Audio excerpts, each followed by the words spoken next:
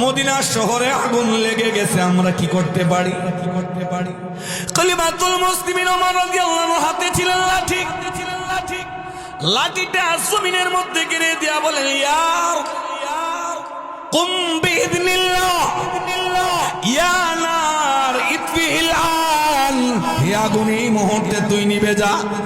এই মাত্র হযরত ওমর লাঠি মারলেন মাটিতে, আগুনকে হুকুম করলেন, সাথে সাথে বিশাল আগুন স্তব্ধ হয়ে গেছে। সুবহানাল্লাহ।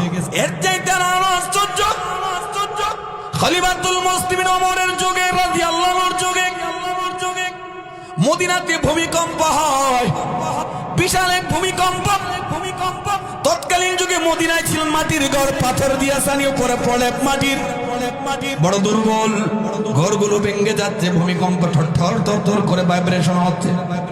এই সেটা দিয়ে বলেন, খলিফাতুল মুসলিমিন আমরা আর্থিকভাবে বড় দুর্বল, ঘর যদি ভেঙে যায় কেমনে আবার পুনর্নির্মাণ করব? ভূমিকম্পে অবস্থা খারাপ, তুফানে সব চুরমার করে দিচ্ছে। খলিফাতুল মুসলিমিন আমার লাঠিটা জমিনের মধ্যে গেড়ে দিয়া বললেন, রে তুফান, হে ভূমিকম্প, যেখান থেকে আসতো সেখানে গিয়া বিনাশ হ। বলার সাথে সাথে ভূমিকম্প স্থির হয়ে গেলেন, তুফান উল্টো দিকে রওনা দিলেন। সুবহানাল্লাহ।